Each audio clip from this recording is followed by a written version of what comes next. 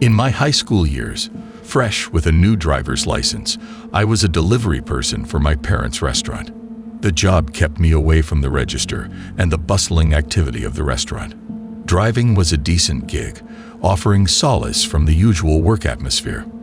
One gloomy Thursday evening, around 8 p.m., my dad handed me an order to deliver. Our town, small and tight-knit, made distances feel more fantastic than they were. Google Maps projected a 25-minute drive to the house, a significant trek considering the scale of our community. As the rain splattered against the car windows, I drove through an area I hadn't ventured into before. The houses became sparser. Farmhouses were isolated from the main road. The GPS guided me down a long, unpaved path, stretching forever, leading to a distant farmhouse. An uneasy feeling gnawed at me. The path ended at a small grassy field in front of the house. Uncertain whether to drag on the grass, I parked on the way and got out. The rain poured relentlessly, blending with my footsteps and creating an eerie atmosphere. I approached the porch. Its light was the only illumination source in the darkness. The inside of the house was pitch dark, contrasting sharply with the outside. A chill ran down my spine as I swiftly left the package at the doorstep, ringing the bell with trembling fingers. My senses heightened, and I turned to rush back to my car, my pulse racing. Suddenly, a noise erupted from the backyard, a creaking wooden door amplified by the steadiness of the night. The sound felt out of place and unsettling. Fear surged through me like an electric shock, propelling me to sprint towards my car. Panic took hold as the rain drenched the surroundings, adding to the chaos. From the darkness emerged three looming figures sprinting towards me. The rain seemed to intensify, mirroring the growing dread within me. They tackled me with a brutal force that sent shockwaves through my body. The hail mingled with my shouts for help, but the deserted surroundings remained indifferent. One pinned me down cruelly while another rummaged through my pockets, methodically stripping me of everything I possessed. The assault stretched like an eternity, a never-ending nightmare in the pouring rain, leaving me shivering on the soaked grass. Consumed by both cold and terror, alone and phoneless, I trudged back the way I had come, each step heavier than the last. Like an evil force, the rain seemed to wash away any lingering hope, plunging me into the abyss of darkness. Time slowed to a crawl, the minutes stretching like torturous hours, and the path ahead seemed interminable. The enigma of that night remained etched in my mind, a chilling mystery that time has yet to untangle.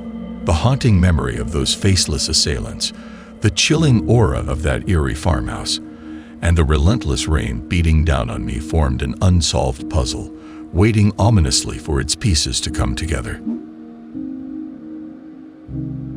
I often drive for Postmates to help pay for extra things I want, like vacations or clothes, while my main job covers the essential bills, like rent. It's a relaxing side gig, and I don't take it too seriously. On this particular night, it was raining hard.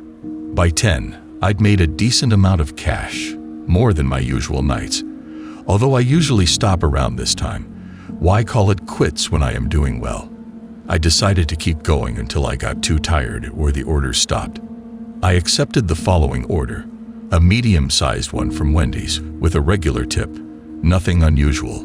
I drove through and picked it up, then clicked Start Route on my phone to give me directions to the customer's house. However, it wasn't to a place. It was a GPS location near a grocery store, 15 minutes away. When I got to the parking lot near the grocery store, I noticed it was empty.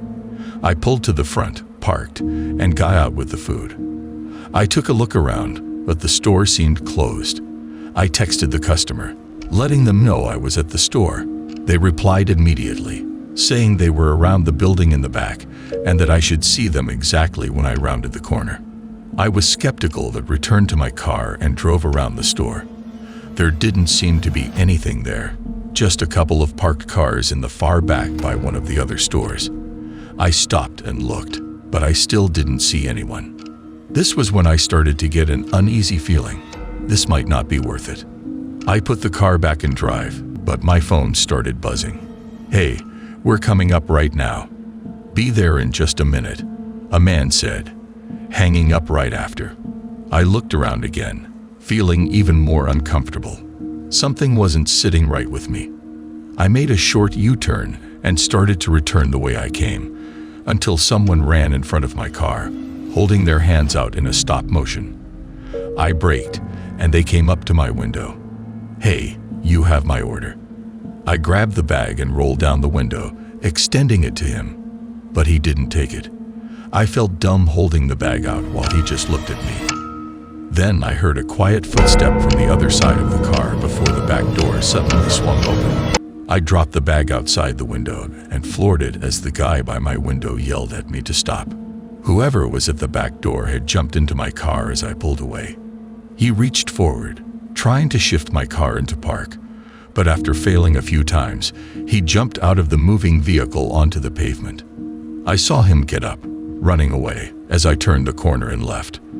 The police were of no help, saying they would do what they could, but they have yet to give me any updates.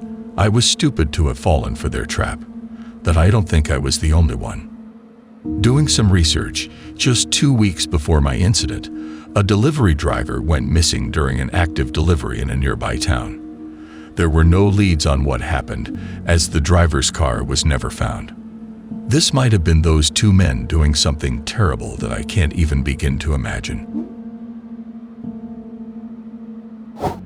I'm a truck driver for a moving company on the East Coast, and we specialize in cross-country moving, typically moving people to the far West Coast, which can take anywhere from 20 to 40 hours, depending on the locations.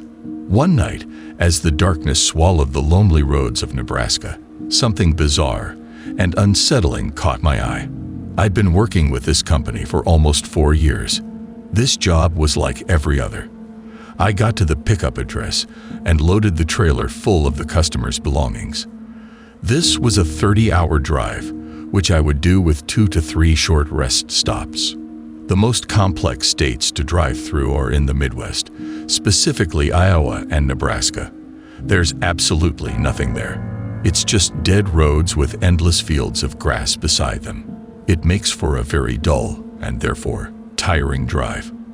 As I passed through the Iowa border into Nebraska, the sun had just set, and I'd been on the road for about 20 hours. I took a short break a few states ago, but was just about ready for another. My eyes were heavy, and I could feel the drowsiness coming in. But a few more miles down, I saw something on the side of the road.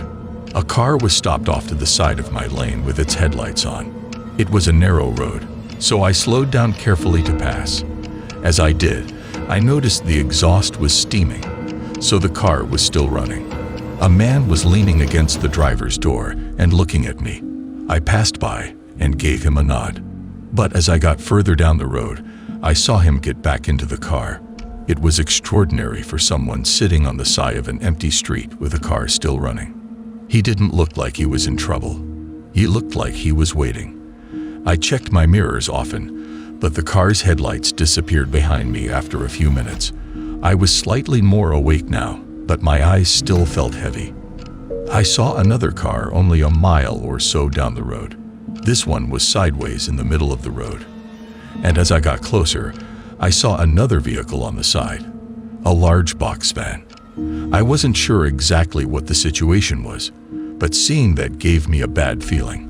I eased into my brakes, but the car stayed in the middle of the road, so I was forced to come to a complete stop. I was 20 yards away and saw multiple men standing along the road and one man in front of the car. I'd have to be the dumbest person in the world not to understand what this was. With no better options, I started moving the truck backward. The men stayed where they were with this horrifying confidence. Then, a light shone behind me as a car approached, blocking the way back. A man exited the car, sprinting to the back of my trailer. At the same time, all the men in the front started racing at me too. My mind went blank instantly, and all my adrenaline took over. I slammed on the gas as I heard a pop on the back of the trailer, and the doors swung open. The men in front yelled and tried to stand in my way, but once they saw I wasn't stopping, they jumped on the side of the road. I rammed right into the car, knocking it off the road and destroying it. A few gunshots sounded in the distance, but none hit. I could hear cargo falling out of the trailer for the next 5 miles before I could call the police and meet an officer on the road. Of course, this was a total mess, but as it all unfolded, it turned out to be more than just a random attack and robbery. When I drove away, leaving the wreckage and chaos behind, I couldn't shake off the feeling of dread. They never said what they would have done to me after they robbed the truck, but I don't think it's a stretch to assume that it would have been much easier for them not to leave any loose ends. As I continued, the darkness swallowed them, and I was left wondering who they were and what horrors they were capable of. I used to work for my best friend's parents at their restaurant, mainly doing deliveries and occasionally helping out with cleaning. The job was all right, but having my friend's parents as my bosses made it uncomfortable. This uncomfortable feeling never really subsided. They were unhappy whenever something didn't go exactly as planned, and they intentionally scheduled my friend and me on opposite days, defeating the purpose of why I took the job. This unsettling experience took place during my last month working there. It was a regular rainy night, starting with a few quick deliveries, but significantly slowing towards the latter half. My friend's dad hated the slow periods and would get grumpy even though it was out of my control. A call came in around 8:30 p.m., an hour after my last delivery and just 30 minutes before my shift ended. I overheard him arranging a delivery that was 40 minutes away. I was almost at the end of my dress and objected, but he brushed off my concerns. I found myself heading to an unfamiliar, remote location in the dark. This place gave me eerie vibes. It was far from everything, with old, creepy houses. When I arrived, I was filled with discomfort. The place was unsettling, with no sign of life except a dim light flickering in one of the houses.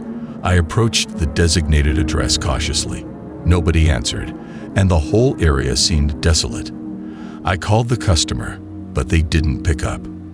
Suddenly, a light flickered inside the house, casting eerie shadows on the walls.